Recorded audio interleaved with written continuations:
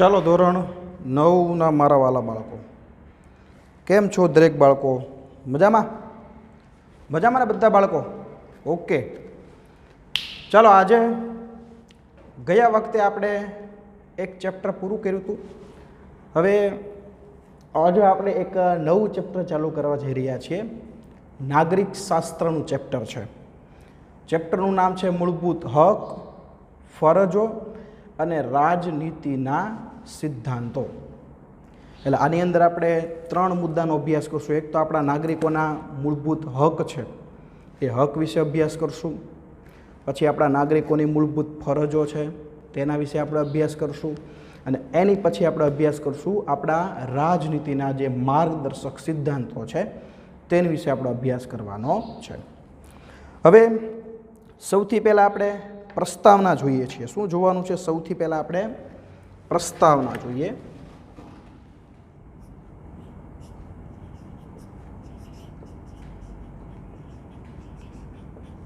તો પ્રસ્તાવનાની અંદર કીધું છે પ્રસ્તાવના. શું કીધું છે? તો કે પ્રસ્તાવનાની અંદર કીધું છે પ્રસ્તાવના. હવે જો પ્રસ્તાવનામાં શું કીધું છે કે ભાઈ બંધારણનું આમુખ, તેના આધાર સ્તંભો, તેના લક્ષણો, એની ચર્ચા આપણે આગળના ચેપ્ટરમાં કરી ગયા. આગળનું ચેપ્ટર એટલે કયું?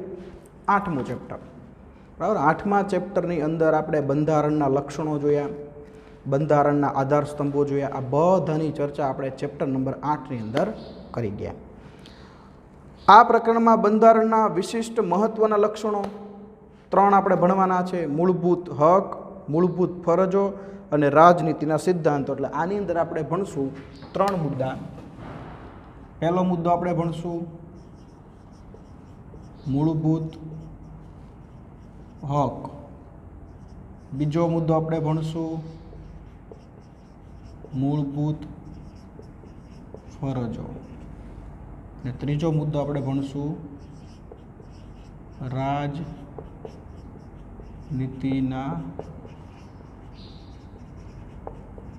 સિદ્ધાંતો.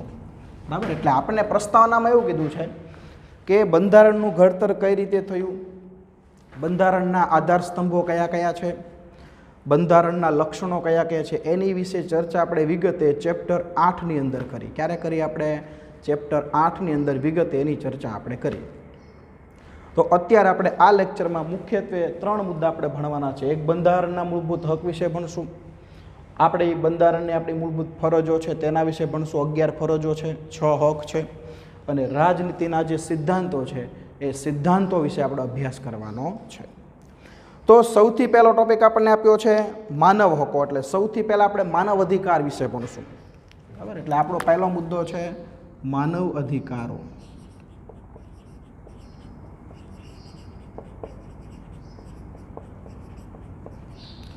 તો સૌથી મિત્રો પહેલાં તમને હું ટૂંકમાં કહી દઉં, ખાલી સમજૂતી ખાતર આપણે એની સંકલ્પના ક્લિયર કરીએ કે ભાઈ માનવ અધિકાર એટલે શું. આપણે મૂળભૂત હક વિશે તો આપણે ભણવાના જ છીએ, પણ માનવ હક એટલે શું અથવા તો માનવ અધિકાર એટલે શું? તો અહીંયા આપણને એવું કીધું છે કે ભાઈ વ્યક્તિના જન્મ થયાની સાથે જ વ્યક્તિને જે અધિકારો પ્રાપ્ત થાય છે તેને માનવ હક અથવા તો તેને માનવ અધિકારો તરીકે ઓળખવામાં આવે છે. આ તમારે યાદ રાખવાનું છે.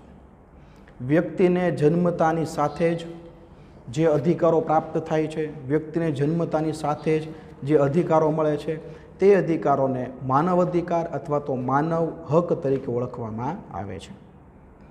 સંયુક્ત રાષ્ટ્ર નામની સંસ્થા, એણે આખા વિશ્વ માટે માનવ અધિકારો જાહેર કર્યા. અને એ જે આખા વિશ્વના દેશો માટે જે માનવ અધિકારો જાહેર કર્યા એમાંથી થોડા ઘણા અધિકારો આપણે લઈ અને એ આપણે મૂક્યા આપણા બંધારણની અંદર, અને જેને આપણે નામ આપ્યું માનવ હકો. શું નામ આપ્યું આપણે? માનવ હકો. બરાબર. એવા ટોટલ આપણે 6 હક છે: સમાનતાનો હક, સ્વતંત્રતાનો હક, શોષણ વિરોધી હક, ધાર્મિક સ્વતંત્રતાનો હક, શૈક્ષણિક અને સાંસ્કૃતિક હક, અને 6થો છે બંધારણીય ઇલાજનો હક. એવા કેટલા હકો છે? 6 હકો છે, જે આપણે શેમાંથી લીધા? સંયુક્ત રાષ્ટ્રના જે માનવ અધિકારોની જે જાહેરાત કરી એમાંથી આપણે આપણા બંધારણમાં અમુક હક આપણે આપણા દેશના નાગરિકો માટે મૂક્યા છે. હવે જો અહીંયા શું કીધું છે? વ્યક્તિ માત્રના અસ્તિત્વ માટે, વ્યક્તિત્વના સર્વતોમુખી વિકાસ માટે મદદરૂપ થાય તેવી પરિસ્થિતિનું નિર્માણ થાય અથવા તો ચાલુ રહે તે આવશ્યક છે અને એને સામાન્ય રીતે માનવ હક કહેવામાં આવે છે. મતલબ કે વ્યક્તિના અસ્તિત્વ માટે, વ્યક્તિના અસ્તિત્વ માટે, વ્યક્તિના વિકાસ માટે, આ બધા માટે શું જરૂરી છે? તો કે માનવ હક જરૂરી છે. શું જરૂરી છે? માનવ હક. વ્યક્તિના વ્યક્તિત્વનો વિકાસ થાય, વ્યક્તિ જે છે એનો સર્વાંગી વિકાસ થાય, તો એના માટે માનવ અધિકારો મળવા જરૂરી છે. મતલબ કે વ્યક્તિનો વિકાસ છે એ પરિસ્થિતિ ચાલુ રહે તેના માટે વ્યક્તિને માનવ અધિકારો મળવા જોઈએ, માનવ હકે મળવા જોઈએ. દરેક લોકશાહી દેશના નાગરિકોને કેટલાક પાયાના હક આપવામાં આવ્યા છે. એ બધા હકો વ્યક્તિ કોઈ પણ જાતના ભેદભાવ વગર ભોગવી શકે એ માટે હકોના રક્ષણની ખાતરી પણ આપવામાં આવી છે અને રાષ્ટ્ર દ્વારા તેનો સ્વીકાર પણ કરવામાં આવ્યો છે. જો એ વાત શું કરી છે? દુનિયાની અંદર જેટલા લોકશાહી દેશો છે એ બધા લોકશાહી દેશોને પોતાનું બંધારણ હોય અને દરેક લોકશાહી દેશના બંધારણમાં નાગરિકોને કેટલાક પાયાના શું આપવામાં આવ્યા છે? હક, જેને શું કહેવાય? મૂળભૂત હક કહેવાય છે. આપણા ભારતના બંધારણની વાત કરીએ, ઉદાહરણ તરીકે આપણા ભારતની વાત કરીએ તો આપણો ભારત દેશ લોકશાહી છે, તો આપણા બંધારણની અંદર આપણા માનવ હકો કેટલા આપવામાં આવ્યા છે? 6 માનવ હકો આપવામાં આવ્યા છે. કેટલા માનવ હકો આપવામાં આવ્યા છે? 6. બરાબર, જેની આપણે હમણાં આગળ વાત કરી, 6 ને હું નામ બોલ્યો તો આગળ. હવે આ 6 હકો છે એ આપણા ભારત દેશના નાગરિકો માટે છે. તો એ 6 હકો જો મિત્રો કોઈ પણ જાતના ભેદભાવ વગર દેશનો કોઈ પણ નાગરિક હોય, ગરીબ હોય કે તવંગર હોય, ભણેલો હોય કે અભણ હોય, સંપત્તિ ધરાવતો હોય કે ન ધરાવતો હોય, એ 6 હક મેળવવા માટે હકદાર છે અને કોઈ પણ જાતના ભેદભાવ વગર એ 6 હક માનવોને, નાગરિકોને આપવામાં આવ્યા છે. એની બંધારણમાં ખાતરી આપી છે અને આપણા રાષ્ટ્રની પણ એ ફરજ છે કે બંધારણમાં આપવામાં આવેલા મૂળભૂત હકો છે એ દરેક નાગરિકોને સમાનતાના ધોરણે પ્રાપ્ત થવા જોઈએ. જેમ આપણે આપણા દેશનું ઉદાહરણ આપ્યું, એ વસ્તુ દરેક દુનિયાના લોકશાહી દેશને લાગુ પડે કે દુનિયાનો કોઈ પણ લોકશાહી દેશ હોય તો એના નાગરિકોને, બરાબર, એ 6 જે હક છે એ હકો એને મળેલા છે, જેને સમાનતાના ધોરણે હકો મળવા જોઈએ. બરાબર, એવી આપણને વાત કરી છે. હવે જો એની પછી શું કીધું છે કે એવું કીધું છે એવું કે વ્યક્તિનો મનુષ્ય તરીકે જન્મ થતાની સાથે જ કેટલાક પાયાના હકોનો તે હકદાર બને છે, તેને માનવ હક કહેવામાં આવે છે. હવે આ માનવ હકની વ્યાખ્યા, બરાબર, કે ભાઈ માનવ હક કોને કહેવાય? તો માનવ હક એટલે શું? આની વ્યાખ્યા છે. શું છે એની વ્યાખ્યા? છે મનુષ્યનો જન્મ થતાની સાથે, મનુષ્યનો જન્મ થતાની સાથે તેને કેટલાક પાયાના હકો આપવામાં આવ્યા છે.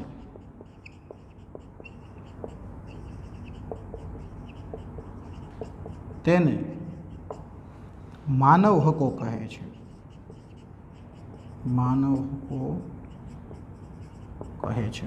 બરાબર, આ તમારે યાદ રાખવાનું છે. તમને કદાચ 1 માર્કમાં એવી વ્યાખ્યા પૂછે કે માનવ હક એટલે શું, એવો પ્રશ્ન પૂછાય તો તમારે લખવાનું. જો સાવ સહેલું છે, આ કાંઈ પાકું ન કરવું પડે. મનુષ્યનો જન્મ થતાની સાથે તેને જે પાયાના અમુક હક આપવામાં આવ્યા હોય એને શું કહેવાય? માનવ હક કહેવાય. આ આપણા મૂળભૂત હકની વાત નથી કરી. મૂળભૂત હક તો આપણા 6 છે, જેની વિશે આગળ આપણે હમણાં ભણવાનું છે. એટલે મૂળભૂત હકની ક્યાંય વાત કરી નથી. મનુષ્યનો જન્મ થતાની સાથે તેને પાયાના કેટલાક હકો આપવામાં આવ્યા છે, તેને માનવ હક તરીકે ઓળખવામાં આવે છે. હવે જો સંયુક્ત રાષ્ટ્રની મહાસભાએ 10મી ડિસેમ્બર 1946ના રોજ માનવ હકની જાહેરાત કરી, એટલે 10 ડિસેમ્બરને આપણે માનવ હક દિન તરીકે આપણે ઉજવીએ છીએ, બરાબર. સંયુક્ત રાષ્ટ્રએ, બરાબર, પછી આ યાદ રાખવાનું કે સંયુક્ત રાષ્ટ્રએ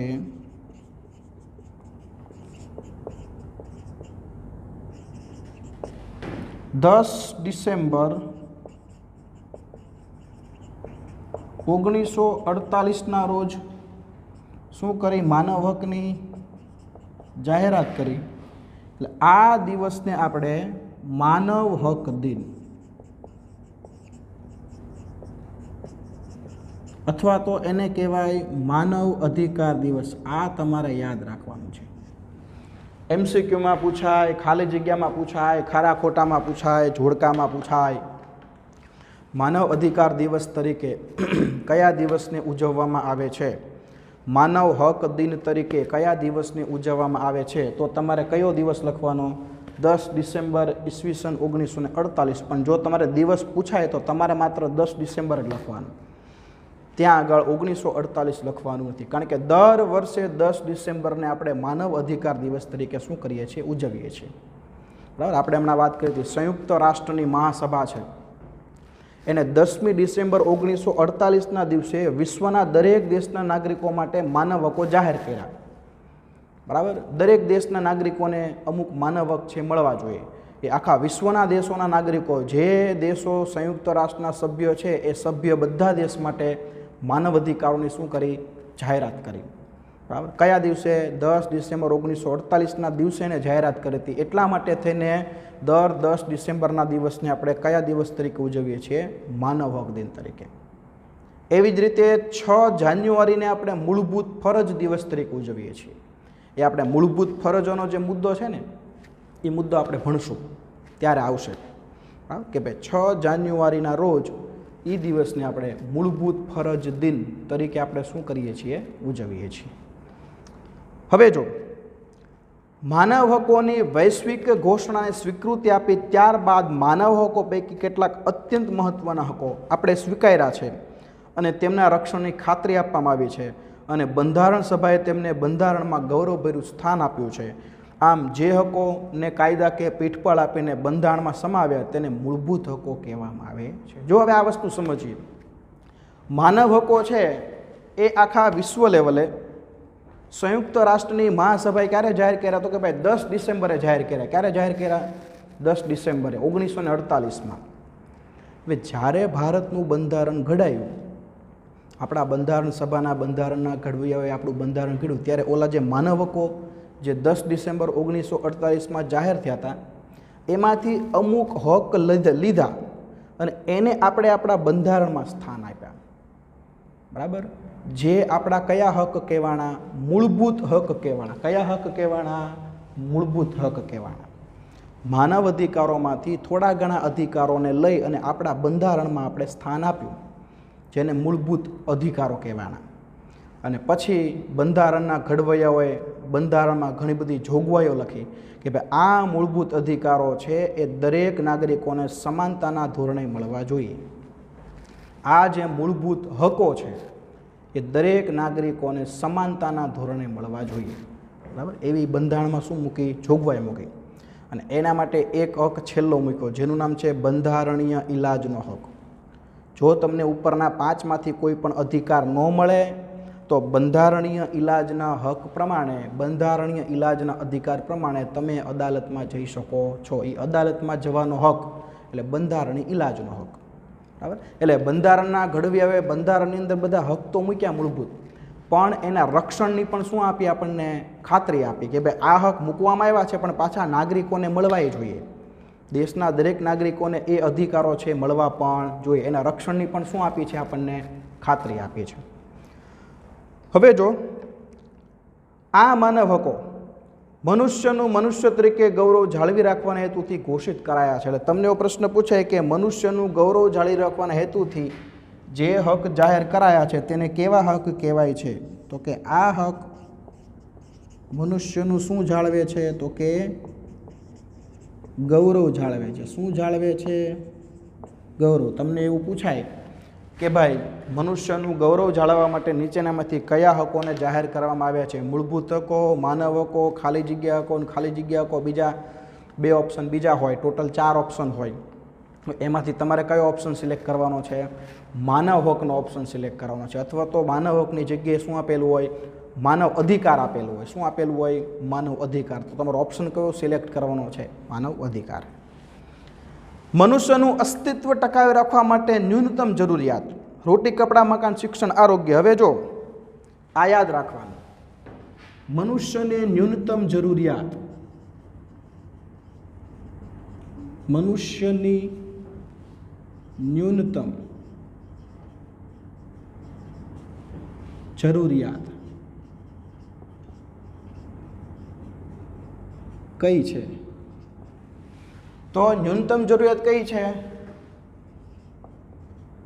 રોટી, કપડાં, મકાન, પછી છે શિક્ષણ અને એની પછી છે આરોગ્ય. બરાબર. તમને એવો પ્રશ્ન પૂછાય કે મનુષ્યની ન્યૂનતમ જરૂરિયાતો કઈ? ન્યૂનતમ જરૂરિયાતો એટલે પાયાની જરૂરિયાતો. ન્યૂનતમ જરૂરિયાતનો મતલબ શું થાય? પાયાની જરૂરિયાતો થાય. તમે ધોરણ 10ની અંદર આવશો એટલે તમારે એક 17મું ચેપ્ટર આવશે, ગરીબી અને બેરોજગારી. ધોરણ 10ની અંદર તમારે 17મું ચેપ્ટર આવશે, ગરીબી અને બેરોજગારી. એમાં ગરીબીની વ્યાખ્યા આવશે કે ભાઈ ગરીબ વ્યક્તિ કોને કહેવાય. તો એ વ્યાખ્યા છે ને એમાં આ લખેલું છે કે જેટલા લોકોની આ ન્યૂનતમ જરૂરિયાતો પૂરી ન થતી હોય, આમાંથી એક પણ જરૂરિયાત પૂરી ન થતી હોય, તો એવા લોકોને ગરીબી રેખા નીચે જીવે છે એવું કહેવાય. એવા લોકોને ગરીબ કહેવાય એવું આવશે. આ બધી જરૂરિયાતો છે ને એ વ્યક્તિની પાયાની જરૂરિયાત છે. પાયાની જરૂરિયાતને ન્યૂનતમ જરૂરિયાત કહેવાય. શું કહેવાય? ન્યૂનતમ જરૂરિયાત કહેવાય. જે લોકોને ન્યૂનતમ જરૂરિયાત પૂરી ન થતી હોય ને, કદાચ 4 પૂરી થતી, આમાંથી એક ખાલી પૂરી ન થતી હોય ને, તો એ વ્યક્તિ ગરીબી રેખા હેઠળ જીવે છે એવું કહેવાય. બરાબર. એટલે આ વ્યક્તિની ન્યૂનતમ જરૂરિયાત છે. તો અહીંયા શું કીધું છે?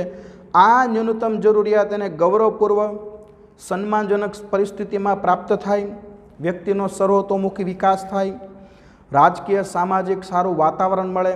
બરાબર.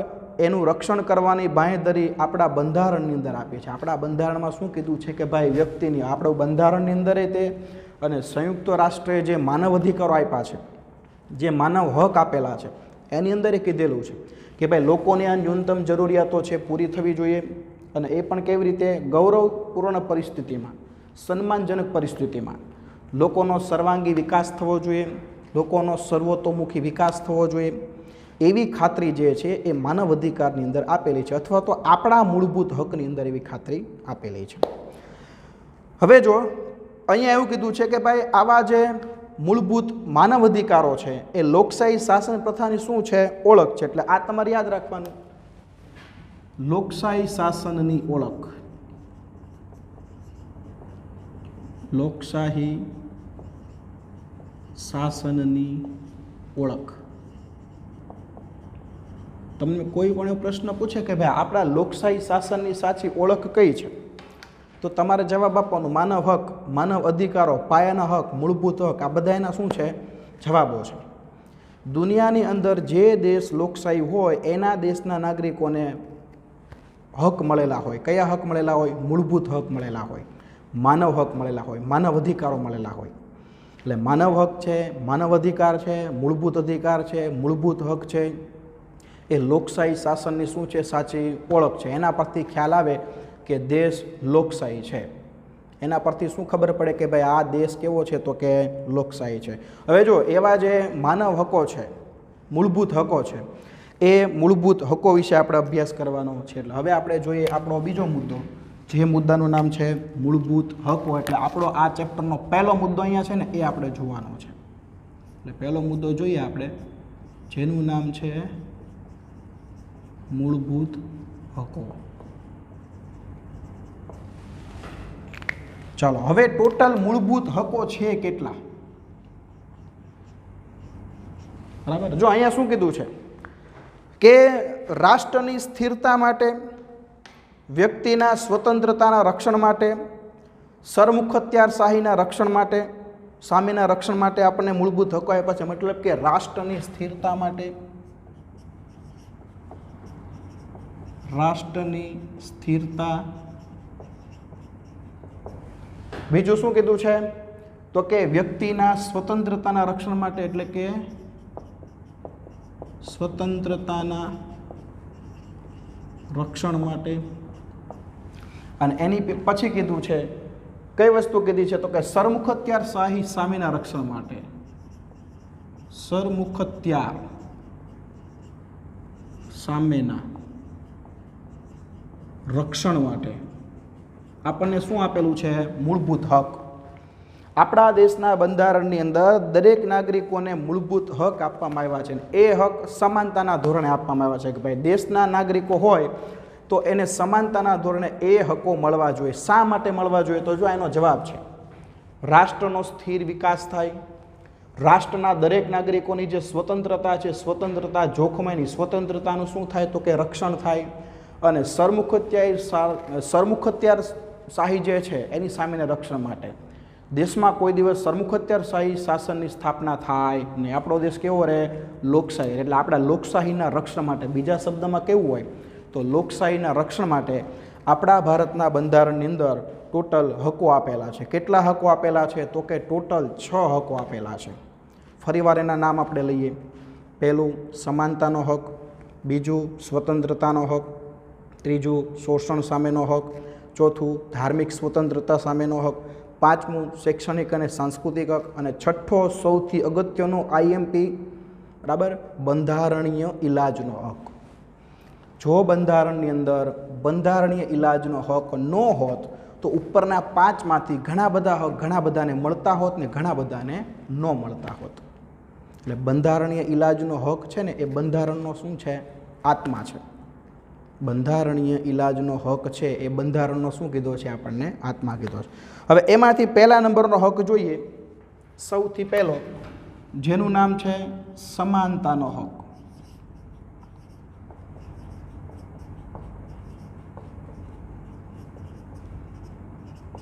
હવે આ હક છે એ મોસ્ટ આઈએમપી છે. કેવો છે? મોસ્ટ આઈએમપી છે. સમાનતાનો હક.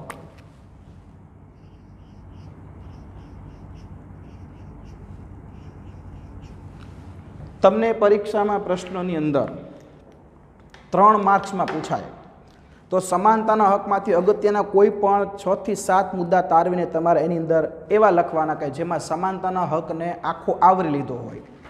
સમાનતાનો હક મોટા ભાગે એની અંદર આવી જતો હોય. 4 માર્ક્સમાં જો તમને આ પ્રશ્ન પૂછાય કે ભાઈ સમાનતાના હક વિશે નોંધ લખો, તો તમારે 4 માર્ક્સની અંદર એની અંદર તમારે એવા મુદ્દા લેવાના, 8 મુદ્દા લેવાના, 8 થી 9 મુદ્દા કે જેમાં સમાનતાના હકના મોટા ભાગના જે મુદ્દાઓ છે એમાં આવરી લીધા હોય, મોટા ભાગના મુદ્દા એમાં આવી જતા હોય. બરાબર. હવે જોઈએ આપણે સમાનતાનો હક. તો સમાનતાના હકમાં કીધું છે કે કીધું છે કે શું કીધું છે કે કાયદા સમક્ષ સમાનતા અને કાયદાનું સમાન રક્ષણ, આ 2 ખ્યાલોનો સમાવેશ કરવામાં આવ્યો છે. મતલબ કે કાયદા સમક્ષ સમાનતા, પહેલું કાયદા સમક્ષ સમાનતા,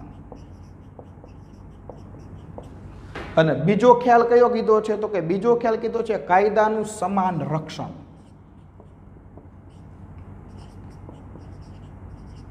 કાયદાનું સમાન રક્ષણ.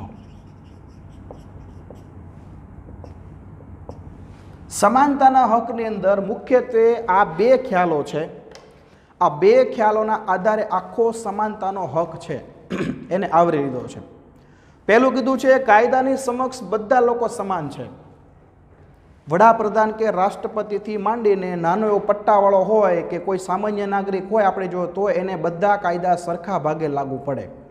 જે કાયદો આપણને લાગુ પડે ને એ જ કાયદો રાષ્ટ્રપતિને કે વડાપ્રધાનને લાગુ પડે. મતલબ કે કાયદાની સામે બધા નાગરિકો કેવા છે? સમાન છે, કોઈ ભેદભાવ નહીં. આપણા બંધારણની અંદર જે કલમો છે, જે કાયદાઓ છે, એ દરેક નાગરિકો માટે કેવા છે? સમાન છે. એમાં કોઈ પણ પ્રકારના ભેદભાવો રાખવામાં આવ્યા નથી. એટલે કાયદા સમક્ષ સમાનતા અને કાયદાનું સમાન રક્ષણ. જેટલા જેટલા આપણા દેશે, આપણી સરકારે, આપણી સંસદે કાયદા બનાવેલા છે એનું રક્ષણ તમામ લોકોને સમાનતાના ધોરણે મળે છે. બરાબર? અમુક વિશેષ અધિકાર અમુક વ્યક્તિઓને મળે ને અમુક અધિકારો અમુક વ્યક્તિઓને ન મળે એવું નથી. કાયદાનું રક્ષણ દરેક લોકોને કેવું આપવામાં આવ્યું છે? સમાન. રાષ્ટ્રપતિ કોઈ ગુનો કરે તો એને જે સજા થાય, એવો ને એવો ગુનો જો કોઈ નાનો વ્યક્તિ કરે તો એને સજા થાય. એવું નહીં કે ભાઈ નાના વ્યક્તિને સજા થાય.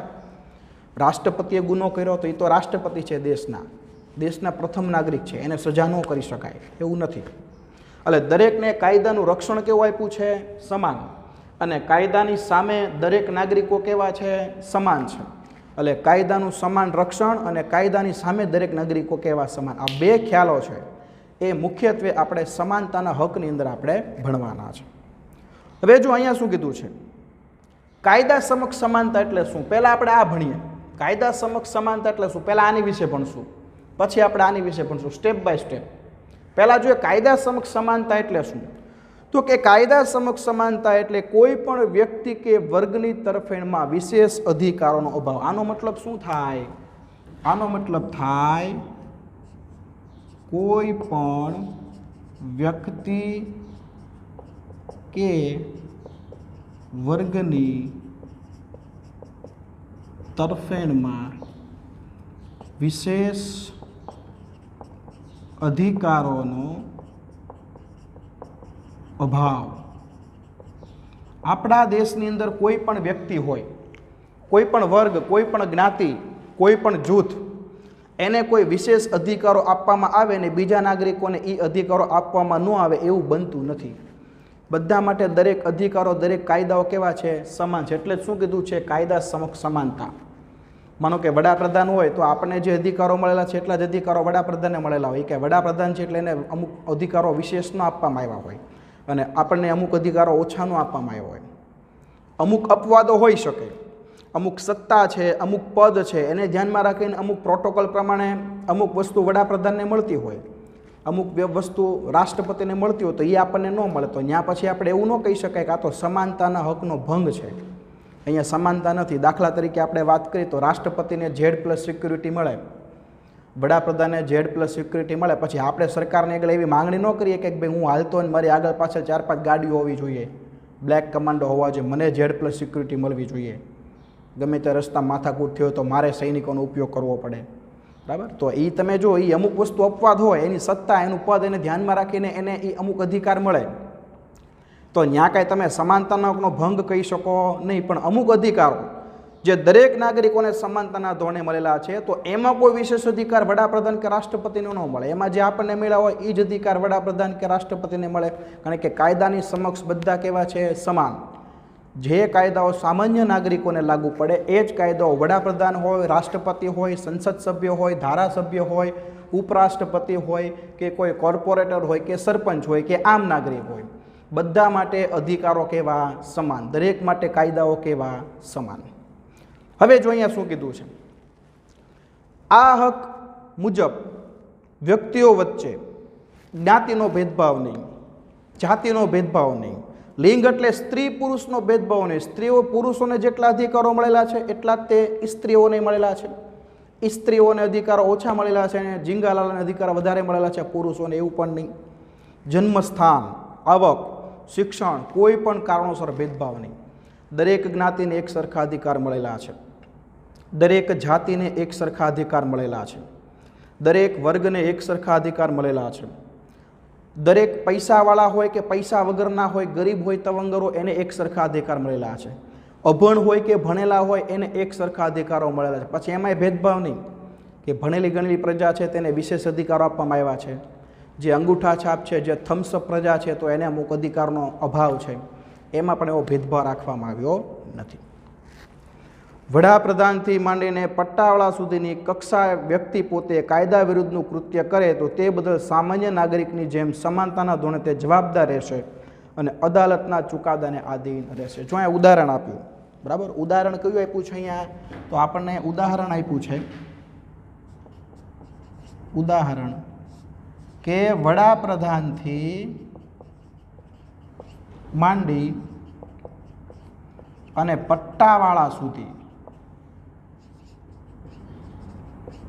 જો તેણે સરખો ગુનો કર્યો હોય, સરખો ગુનો કર્યો હોય તો તેને સજા પણ કેવી થશે? તો કે સજા સમાન. જે ગુનો પટ્ટાવાળાએ કર્યો છે એ જ ગુનો આપણા દેશના વડાપ્રધાન કરે છે, તો વડાપ્રધાન પણ એક નાગરિક જ છે. એની પોસ્ટ ભલે વડાપ્રધાન નહીં, પણ આમ તો નાગરિક જ છે. પટ્ટાવાળો સામાન્ય નાગરિક જ છે. તો બેને માટે સજા કેવી રહેશે? એક સરખી. બંનેના ગુના એક સરખા છે, એક સરખા ગુના, તો સજા કેવી? એક સરખી. કારણ કે બંને માટે કાયદા સમક્ષ બંને કેવા છે? સમાન છે. એ વડાપ્રધાન છે અને ઓલો પટ્ટાવાળો છે. પોસ્ટ ભલે અલગ અલગ છે, પણ વ્યક્તિ તરીકે એ દેશના બંને નાગરિકો જ છે. તો દેશના દરેક નાગરિકો કાયદાની સમક્ષ કેવા છે? સમાન છે. કાયદા સમક્ષ કેવી છે? સમાનતા છે. એટલે પટ્ટાવાળો ગુનો કરે તો એને પણ અદાલતમાં એની સામે કેસ ચાલે, એને સજા થાય. એને એ જ પદ્ધતિથી જો વડાપ્રધાન ગુનો કરે તો એની સામે પણ અદાલતમાં એવી જ રીતે કેસ ચાલે, એની સામે અદાલતમાં એવી રીતે સજા થાય. એટલે પટ્ટાવાળાથી શરૂ કરીને વડાપ્રધાન સુધી, બરાબર, જો ગુનો કર્યો હોય તો સજા કેવી? સરખી. કારણ કે કાયદાની સમક્ષ કેવા છે? બધા સમાન છે. કાયદા સમક્ષ શું છે? સમાનતા છે. જો કે એક અપવાદ વસ્તુ જેની મેં તમને હમણાં વાત કરી હતી, એ જ અપવાદ વસ્તુ જો અહીં આપેલી છે કે રાષ્ટ્રપતિ કે રાજ્યપાલને કેટલાક વિશેષ અધિકાર અપાય છે. અહીંયા અપવાદ શું છે? તો કે અપવાદ શું અપવાદ છે? તો કે રાષ્ટ્રપતિ કે રાજ્યપાલને કેટલાક વિશેષ અધિકાર મળે છે. બરાબર. આપણા રાજ્યના પ્રથમ નાગરિક એટલે રાજ્યપાલ કહેવાય અને દેશના પ્રથમ નાગરિક એટલે આપણા રાષ્ટ્રપતિ કહેવાય. તો દેશના રાષ્ટ્રપતિ હોય કે આપણા કોઈ પણ રાજ્યના રાજ્યપાલ હોય, એને કેટલાક વિશેષ અધિકારો આપવામાં આવે છે. હવે એને કેટલાક વિશેષ અધિકારો એની સત્તાને ધ્યાનમાં રાખીને આપવામાં આવે છે. તો એના માટે તમે એવું ન કહી શકો કે ભાઈ અહીંયા આગળ સમાનતાનો હકનો ભંગ થયો, એને આ વિશેષ અધિકાર આપવામાં આવ્યા તો આપણને આ વિશેષ અધિકાર આપવામાં કેમ ન આવ્યા? આ સમાનતાનો હકનો ભંગ છે એવું તમે કહી શકો નહીં. શું કામ એને વિશેષ અધિકાર આપવામાં આવ્યા? એની સત્તાને ધ્યાનમાં રાખીને. આપણે હમણાં ઉદાહરણ આપ્યું હતું કે રાજ્યપાલને કેટલી બધી સિક્યોરિટી મળે છે. બરાબર. આપણા રાજ્યના રાજ્યપાલ તમે જોજો, જ્યારે આપણા ભાવનગરમાં કે આવવાના હોય ત્યારે કેટલી સિક્યોરિટી હોય. બરાબર. આમ જે રોડમાંથી નીકળવાના હોય ને રસ્તાઓ બંધ કરી દેવામાં આવે. માત્ર રાજ્યપાલની ગાડી અને એની જે સિક્યોરિટી એની ગાડી, એની સિવાય કોઈની ગાડી રોડ ઉપર ન હોય. કેટલી બધી સેફટી આપવામાં આવે. તો ત્યાં પછી આપણે એવું ન કહી શકીએ કે ભાઈ એને આપવામાં આવ્યું તો આપણને કેમ નહીં? એને 5 ગાડી આપે છે તો આપણને 1 ગાડી આપો. બરાબર. આપણા બાઇકની પાછળ ગાડી હાલવી જોઈએ, ટો ટો ટો ટો, સરસ મજાની. બરાબર. એને જે સુવિધા મળે છે તેની અડધી સુવિધા તો આપણને મળવી જોઈએ. દેશમાં બધા નાગરિકો સમાન છે, અમે સમાનતાના હકમાં ભણ્યા છીએ. ત્યાં આપણે એવું કહી શકતા નથી. એનું વિશેષ પદ, એની સત્તાને ધ્યાનમાં રાખીને એને અમુક અધિકારો વિશેષ મળે છે, એના માટે આપણે હકદાર નથી. તો એના માટે આપણે એ અધિકારોની માંગણી આપણે કરી શકીએ નહીં. બરાબર. એ જ પ્રમાણે તમે ઘણી બધી જગ્યાએ અપવાદ જોશો કે ઘણા બધા વ્યક્તિને ઘણી બધી વસ્તુ વિશેષ મળતી હોય છે જે આપણને નથી મળતી. તો એનું સત્તા, એની પદ, બરાબર, એની કોઈ બંધારણની વિશિષ્ટ જોગવાઈ, એને ધ્યાનમાં રાખીને ઘણા લોકોને કંઈક વિશેષ અધિકારો મળતા હોય છે જે આપણને મળતા નથી. તો એને તમે સમાનતાના હકનો ભંગ તમે કહી શકો નહીં. હવે જો પહેલો મુદ્દો પૂરો થયો, કાયદા સમક્ષ સમાનતા, એ મુદ્દો પૂરો થયો. હવે આપણે આ જે બીજો મુદ્દો છે ને, કાયદાનું સમાન રક્ષણ, દરેક લોકોને કાયદાનું રક્ષણ કેવું મળેલું છે? તો કે સમાનતાના ધોરણે મળેલું છે. કાયદાનું સમાન રક્ષણ, દરેક લોકોને કાયદાનું રક્ષણ કેવું મળેલું છે? સમાનતાના ધોરણે મળેલું છે. જો એના વિશે જોઈએ, કાયદાના સમાન રક્ષણનો મતલબ શું થાય? સમાન સંજોગોમાં કાયદાનો વ્યવહાર સમાન. આનો મતલબ શું થાય?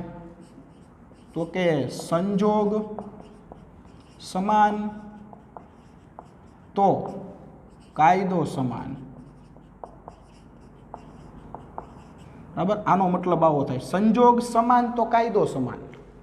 કોઈ પણ બે વ્યક્તિ એકને એક પરિસ્થિતિમાં મુકાય તો એ બંને વ્યક્તિ સામે કાયદાઓ સરખા લાગુ પડે અને બંને વ્યક્તિઓને સજા પણ સરખી થાય. આપણે હમણાં ઉદાહરણ આપ્યું તો એ જ ઉદાહરણ આપણે જો આમાં બંધ બેસાડીએ ને તો ઉદાહરણ એવું બંધ બેસે કે એક બાજુ પટ્ટાવાળો છે અને એક બાજુ વડાપ્રધાન છે.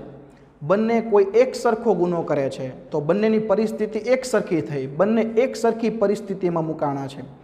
તો જે સજા પટ્ટાવાળાને થાય છે એ જ સજા આપણા વડાપ્રધાનને થાય. બરાબર? કારણ કે અહીંયા શું કીધું છે? કાયદાનું સમાન રક્ષણ મળેલું છે, બધાને રક્ષણ એક સરખું મળેલું છે. બરાબર? કે ભાઈ કોઈ બે વ્યક્તિને માથાકૂટ થઈ હોય, બરાબર, તો બે વ્યક્તિ જે છે એમાંથી અમુક વ્યક્તિ એવા માથાભારે વ્યક્તિ છે કે સામાન્ય નાગરિકોને હેરાન કરે છે, બરાબર, અને સામેના વ્યક્તિ છે એ બહુ રાજકીય લાગવગ ધરાવે છે, તો એની સામે પણ તમે જો કાયદાનું સમાન રક્ષણ એ સિદ્ધાંત પ્રમાણે એક્શન લેવામાં આવે. બરાબર? જે સામાન્ય નાગરિકોને હેરાન કરતા કૃત્ય કરતા હોય તો સામાન્ય નાગરિકની જેમ એની સામે પણ એક્શન લેવામાં આવે છે. હવે જો કોઈ વ્યક્તિ કે વર્ગને અલગ રાખી ભેદભાવ દર્શાવતો કાયદો રાજ્ય ઘડી શકે નહીં. મતલબ કે ભેદભાવ દર્શાવતો કાયદો રાજ્ય ઘડી શકે નહીં. બરાબર? ભેદભાવ દર્શાવતો કાયદો રાજ્ય ઘડી શકે નહીં. હવે ભેદભાવમાં કયા કયા ભેદભાવ હોઈ શકે? તો કે ભાઈ ધર્મનો ભેદભાવ એમાં હોઈ શકે, જ્ઞાતિનો ભેદભાવ હોઈ શકે, પછી લિંગનો ભેદભાવ હોઈ શકે, કોઈ વર્ગનો ભેદભાવ મતલબ કે રાજકીય નેતાઓ અને બિન રાજકીય લોકો, પછી શિક્ષણ મેળવેલા લોકો અને અશિક્ષિત લોકો, બરાબર, મતલબ કે જે લોકો શિક્ષણ નથી મળ્યું એવા લોકો, આવા અલગ અલગ વર્ગના આધારે ભેદભાવ રાખી શકાય. મતલબ કે કોઈ પણ પ્રકારનો ભેદભાવ થાય એવો કાયદો રાજ્ય સરકાર કે કેન્દ્ર સરકાર ઘડી શકતી નથી. જે કાયદો રાજ્ય સરકાર કે કેન્દ્ર સરકાર ઘડે છે એ દરેક લોકોને સમાનતાના ધોરણે લાગુ પડે છે. કારણ કે અહીંયા શું કીધું છે? કાયદાનું લોકોને રક્ષણ કેવું મળેલું છે? સમાન રક્ષણ મળેલું છે. કોઈ જાતિ પ્રત્યે, કોઈ ધર્મ પ્રત્યે, કોઈ લિંગ પ્રત્યે, કોઈ વર્ગ પ્રત્યે ભેદભાવ થાય એવો ભેદભાવ દર્શાવતો કાયદો આપણી રાજ્ય સરકાર કે આપણી કેન્દ્ર સરકાર ઘડી શકતી નથી. દરેક કાયદો તમામને માટે એક સરખી રીતે લાગુ પડવો જોઈએ. જેટલા જેટલા કાયદાઓ ઘડાય છે એ બધા કાયદાઓ દરેક નાગરિકોને એક સમાન પરિસ્થિતિમાં મળવા જોઈએ, એક સમાન પરિસ્થિતિમાં લાગુ પડવા જોઈએ. મતલબ કે આપણી કેન્દ્ર સરકાર કોઈ પણ કાયદાઓ ઘડે કે આપણા રાજ્યની રાજ્ય સરકાર કોઈ પણ કાયદાઓ ઘડે તો દરેક લોકો માટે એ કાયદાઓ કેવા હોય છે? સમાન હોય છે.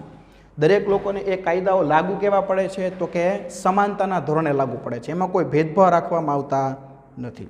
દાખલા તરીકે જો અહીંયા આપણને એક ઉદાહરણ આપ્યું છે, દરેક કાયદો તમામ માટે એક સરખી રીતે લાગુ પડવો જોઈએ. કોઈ નાગરિકોને દુકાન હોય, કોઈ નાસ્તા ગૃહ હોય, કોઈ હોટેલ હોય, મનોરંજન માટેના કોઈ જાહેર સ્થળો હોય, બરાબર, તો એનો ઉપયોગ કરવામાં, જાહેર કોઈ રસ્તા હોય, કોઈ તળાવ હોય, કોઈ કૂવો હોય, તો એનો વપરાશ માટે લોકોને એક સરખી તક આપવામાં આવે છે. જો હવે તમને એવું થાય કે ભાઈ આ બધું હવે થોડું કાંઈ બંધારણમાં મૂકવાનું હોય, હવે અત્યારે કૂવો હોય તેમાં બધા પાણી ભરીએ કે એમાં થોડા કાંઈ ભેદભાવ હોય, રેસ્ટોરન્ટમાં જમવા જાય તો બધા જમવા આવે જ છે, ત્યાં કાંઈ ભેદભાવ નથી, બરાબર. દુકાનમાં વસ્તુ લેવા આપણે જઈએ છીએ તો દુકાનવાળા બધાને વસ્તુ આપે છે, ત્યાં કાંઈ થોડોક જ્ઞાતિ જાતિ ધર્મ પૂછીને આપે છે. આ બધું થોડું કાંઈ બંધારણમાં મૂકવાનું, પણ આ બધું જે મૂકેલું છે ને બંધારણના ઘડવૈયાઓએ બહુ બુદ્ધિપૂર્વક આ બધી બાબતો મૂકેલી છે.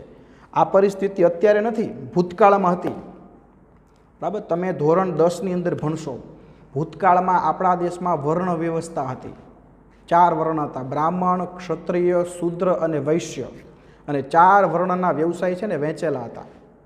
અને અમુક જ્ઞાતિઓ છે ને એને એકદમ નિમ્ન માનવામાં આવતી અને એની સાથે વર્ગ ભેદભાવ રાખવામાં આવતો, બરાબર. કૂવા હોય પાણી ભરવાનો તો અમુક જ્ઞાતિને અહીંયા પાણી ભરવા નહીં જવાનું, એના માટે કૂવો અલગ રાખવામાં આવતો.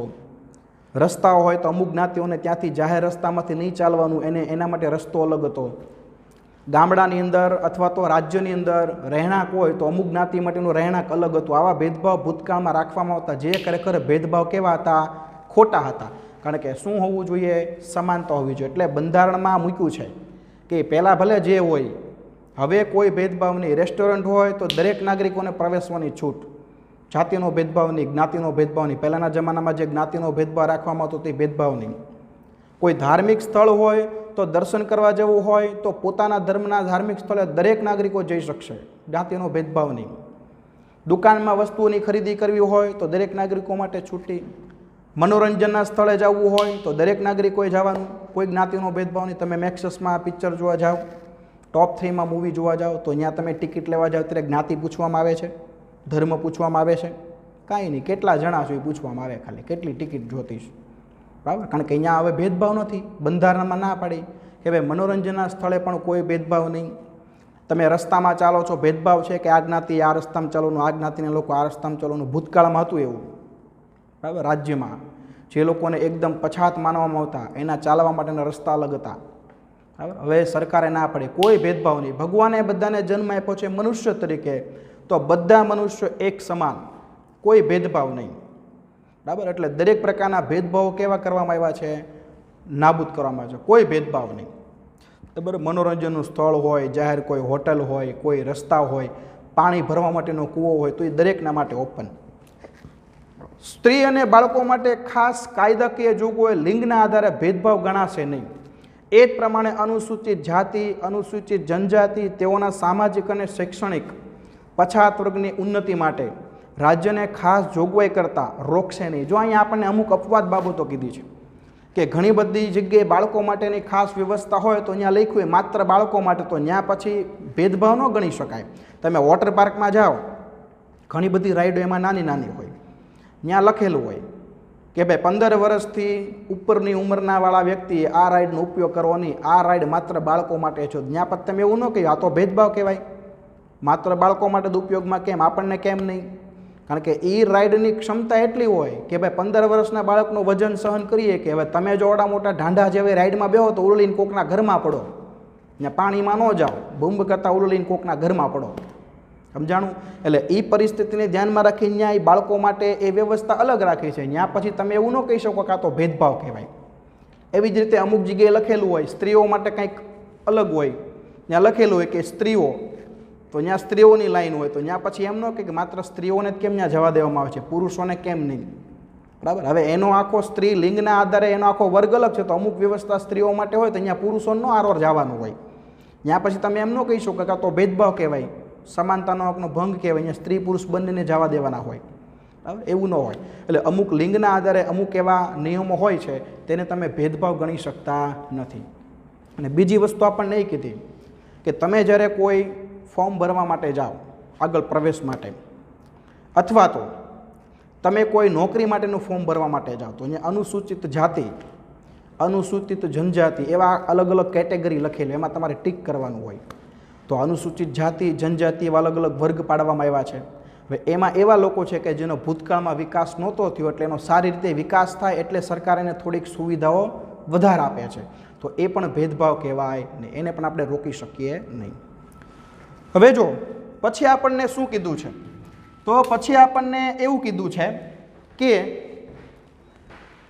ઉચ્ચ અભ્યાસમાં પ્રવેશ મેળવવા માટે, સરકારી નોકરી માટે અનામત બેઠકની જોગવાઈ એ સમાનતાનો હકનો ભંગ ગણાશે. એની આપણે હમણાં વાત કરી કે તમે ઉચ્ચ અભ્યાસ માટે જાઓ, નોકરી માટે જાઓ તો અહીંયા અનુસૂચિત જાતિ, જનજાતિ એવી કેટેગરી હોય તો એને સમાનતાનો હકનો ભંગ કહેશું નહીં. રાજ્યની જાહેર નોકરીમાં નિમણૂક સંબંધી બાબતોમાં તમામ નાગરિકોને સમાન તક રહેશે. જો કે નોકરી સંબંધી જરૂરી લાયકાતો નક્કી કરવાની રાજ્ય સરકારને શું આપી છે? છૂટ આપી છે કે ભાઈ સરકારી નોકરી માટે જગ્યા બહાર પડે તો દરેક નાગરિકો એમાં એપ્લાય કરી શકે, ગમે તે ધર્મનો હોય, ગમે તે જ્ઞાતિનો હોય. હા, એક વસ્તુ છે કે એમાં લાયકાતમાં થોડોક ભેદભાવ હોય, એ ભેદભાવ ન કહેવાય. અનુસૂચિત જનજાતિ માટે અલગ લાયકાત હોય, અનુસૂચિત જાતિ માટે અલગ લાયકાત હોય, વયમર્યાદા અલગ હોય, તો એનો વિકાસ નહોતો થયો એટલે થોડોક એને અધિકારો અમુક વધારે આપ્યા છે. એનો વિકાસ સારી રીતે અત્યારે થાય એ માટે એને આપણે ભેદભાવ ગણશું નહીં. જો કે સામાજિક ન્યાય વ્યક્તિના ગૌરવની ખાતરી સ્વરૂપે અસ્પૃશ્યતાની નાબૂદી કરીને અસ્પૃશ્યતાનું કોઈ પણ આચરણ પર પ્રતિબંધ મૂક્યું છે, શિક્ષાપાત્ર ગુનો ગણાય છે. જો અસ્પૃશ્યતા એ શિક્ષાપાત્ર ગુનો ગણાય છે, અસ્પૃશ્યતા આને શું કહેવાય છે? ગુનો. અસ્પૃશ્યતા એટલે ઊંચી જ્ઞાતિ નીચી જ્ઞાતિનો ભેદભાવ, તમે જ્ઞાતિનો ભેદભાવ આચરો, ઊંચી જ્ઞાતિ નીચી જ્ઞાતિનો ભેદભાવ તમે આચરો તો એ તમે શિક્ષાપાત્ર ગુનો કરો છો, તમને એ ગુનો લાગુ પડે, એ શિક્ષાપાત્ર ગુનો ગણાય છે, એવું આમાં કીધું છે. સમાજમાં કૃત્રિમ ભેદભાવ ઊભા કરતા જે ઇલકાબો છે, જે ખિતાબો છે એ દૂર કરવામાં આવ્યા છે. દાખલા તરીકે નામની આગળ સર, દિવાનજી, રાવ બહાદુર તેવા વિશેષણો દૂર થયા છે. અને સ્વતંત્રતા પછી જુદા જુદા ક્ષેત્રમાં જો કોઈ વિશિષ્ટ પ્રદાન આપે, કોઈ વિશિષ્ટ સિદ્ધિ પ્રાપ્ત કરે તો એને સરકાર દ્વારા પદ્મભૂષણ, પદ્મવિભૂષણ, પદ્મશ્રી એવા વિશિષ્ટ એવોર્ડ આપવામાં આવે છે. અને લશ્કરમાં પરમવીર ચક્ર જે છે એ આપવામાં આવે છે. જો અહીંયા કહેવાનો મતલબ શું છે, સરકારે સમાનતા લાવવા માટે બીજું એક પગલું ભર્યું. પહેલાંના જમાનામાં કોઈ વિશિષ્ટ કાર્ય કરે ને તેને બિરુદ આપવામાં આવતા, એને ખિતાબ કહેવાય, સર, દિવાનજી, રાય બહાદુર, અને એ ખિતાબ પોતાના નામની આગળ લખી શકે. બરાબર, દાખલા તરીકે કોઈ વ્યક્તિનું નામ હોય ગગજી દાદા, એને રાય બહાદુરનો ખિતાબ મળેલો તો રાવ એ લખીએ કે રાવ બહાદુર ગગજી દાદા. હવે સમાજમાં જેના નામને આગળ રાવ બહાદુર લાગે, દિવાનજી લાગે, સર લાગે એટલે પછી બીજા બધા લોકો શું કરે, એ વ્યક્તિને કોઈક વિશિષ્ટ વ્યક્તિ તરીકે જોવે અને પોતે લઘુતા ગ્રંથિનો અનુભવ કરે કે આપણાની કરતાં કંઈક નીચા છે. એટલે આવો લઘુતા ગ્રંથિનો અનુભવ થતો, ભેદભાવ થતા, એટલે સરકાર એ બધું નાબૂદ કરી નાખ્યું કે નામની આગળ કોઈ વિશેષણ નહીં લગાડવાનું. કોઈ વ્યક્તિ વિશિષ્ટ સારું કાર્ય કરે તો એને એવોર્ડ આપવાના ચાલુ કરો, પદ્મશ્રી એવોર્ડ આપો, પદ્મભૂષણ, બરાબર. પછી લશ્કરમાં કોઈ સારું કામ કરે, લશ્કરમાં કોઈ સારી સેવા આપે તો એને પરમવીર ચક્ર આપો, એવા એવોર્ડ આપવામાં આવે છે. પણ એક બાબત હજી અપવાદ છે, જો અહીં લખી છે કે લશ્કરની અંદર તમે જો કામ કરતા હોય, લશ્કરની સેનાની અંદર જો તમે ભરતી થયા હોય તો અમુક વ્યક્તિના વિશેષ પદના આધારે એના નામની આગળ અમુક વિશેષણ લાગે. દાખલા તરીકે general, major, chief marshal, field marshal. તો આ જે વિશેષણ લાગે છે એ એના હોદ્દાને ઓળખવા માટે વિશેષણ લગાડવામાં આવે છે. એમાં પછી ભેદભાવ ન કહેવાય. એમ પછી બધા સૈનિકો એવું ન કહી શકે ભાઈ અમારા નામની આગળ તે જનરલ લગાડો, અમારા નામની આગળ મેજર લગાડો, અમે સૈનિક જ છીએ, એવું કહી શકાય નહીં. ત્યાં સમાનતાનો હકનો ભંગ નથી. એ વ્યક્તિની પોસ્ટને ઓળખવા માટે વિશેષણ લગાડવામાં આવે છે, ભેદભાવ માટે વિશેષણ લગાડવામાં આવતો નથી. આમ આ હક થકી આપણો સમાજ છે એ સમાનતાવાળો બને, ભારતમાં કાયદાનું શાસન છે તે સ્થાપિત થાય, બરાબર. એના માટે આપણને આ સમાનતાનો હક છે આપવામાં આવ્યો છે. હવે નીચે જો છેલ્લા પેરેગ્રાફમાં કીધું છે કે અલગ પ્રકારના સમૂહ કે વર્ગ માટે અલગ વિશિષ્ટ સેવાના સંદર્ભમાં અલગ કાયદાકીય જોગવાઈ હોઈ શકે. દાખલા તરીકે ડૉક્ટર હોય, વકીલ હોય, શિક્ષક હોય, વીમા કંપની હોય, સ્ત્રીઓ હોય, સગીરો હોય, એના માટે અલગ અલગ કાયદાઓ છે. અને સમાન કામ માટે સમાન વેતનનો સિદ્ધાંત પણ આ જ અનુચ્છેદનો ભાગ છે. મતલબ કે સમાન કામ તો વેતન સમાન, સમાન કામ માટે સમાન વેતન, બરાબર. આ જે સિદ્ધાંત છે ને એ કોનો સિદ્ધાંત છે? સમાનતાના હકનો ભાગ છે. હવે જો આપણને બીજું એવું કીધું છે કે અમુક વિશિષ્ટ વર્ગ માટે અમુક અલગ જોગવાઈઓ, અમુક અલગ અધિકારો, અમુક નિયમો બનાવવામાં આવ્યા છે, તો એમાં સમાનતાનો હકનો ભંગ ન કહેવાય, એને ભેદભાવ ન કહેવાય. દાખલા તરીકે ઘણા બધા કાયદાઓ છે એ વકીલોને લાગુ પડે, બરાબર, એ સામાન્ય નાગરિકોને લાગુ ન પડે. એની વકીલ તરીકે એની પોસ્ટ, એનો હોદ્દાને ધ્યાનમાં રાખીને એ વકીલને લાગુ પડે, એ સામાન્ય નાગરિકોને લાગુ પડે નહીં. એવી જ રીતે અમુક કાયદાઓ છે એ ડૉક્ટરોને લાગુ પડતા હોય તો એ બીજા કોઈને લાગુ ન પડે. અમુક કાયદાઓ છે એ શિક્ષકોને લાગુ પડતા હોય, એની પોસ્ટને ધ્યાનમાં રાખીને, એના વ્યવસાયને ધ્યાનમાં રાખીને, તો એ બધાને લાગુ ન પડે. એવી જ રીતે વીમા કંપનીઓ છે. પછી અમુક કાયદાઓ તમે જો અમુક જોગવાઈ એવી છે કે જે સ્ત્રીઓને લાગુ પડતી, કારણ કે લિંગના આધારે એ સ્ત્રી સભ્ય છે તો એને અમુક કાયદાઓ લાગુ પડતા હોય, કાંઈ પુરુષને લાગુ ન પાડી શકાય. એ જ રીતે અમુક સગીર વયના વ્યક્તિઓ હોય એને અમુક કાયદાઓ લાગુ પડતા હોય, બરાબર. 18 વર્ષ કરતાં નાના એટલે સગીર વય કહેવાય, એને અમુક કાયદાઓ લાગુ પડતા હોય, બરાબર. તો આમ અલગ અલગ વર્ગ માટે અમુક અલગ અલગ કાયદાઓ છે, તો એને આપણે ભેદભાવ ગણશું નહીં, એને સમાનતાના હકનો ભંગ આપણે ગણશું નહીં. તો અહીંયા આગળ આ સમાનતાનો હક છે એની વાર્તા થઈ જાય છે પૂરી. તમારે મુખ્યત્વે આટલા મુદ્દા યાદ રાખવાના છે. આટલા મુદ્દા તો કમ્પલસરી તમે સમાનતાનો હક લખો તો એની અંદર આવવા જ જોઈએ. સમજાવું? આટલા મુદ્દા તમે જો સમાનતાનો હક લખતા હોય તો કમ્પલસરી એની અંદર આવવા જોઈએ, બાકી વધારાના મૌલિક જે આપણે આ સમજાવ્યું છે એના આધારે મૌલિક મુદ્દા લખવાના, પણ આટલા મુદ્દા કમ્પલસરી આવવા જોઈએ. તો અહીંયા આગળ બોર્ડનો સ્ક્રીનશોટ લઈ લેવાનો, એ બોર્ડ વર્ક લખવાનું ફેરબુકમાં, એની નીચે આજનું હોમવર્ક આપવું હોમવર્ક લખવાનું, બરાબર, આજની તારીખ લખવાની આજના લેક્ચરની, આટલું કામ તમારે કરવાનું છે. તો અહીંયા આગળ આપણે આજનો લેક્ચર જોઈએ છીએ. આવતા લેક્ચરમાં સ્વતંત્રતાનો અધિકાર, ત્યાંથી આપણે આગળ ભણશું. ઓકે, બાય, આવજો.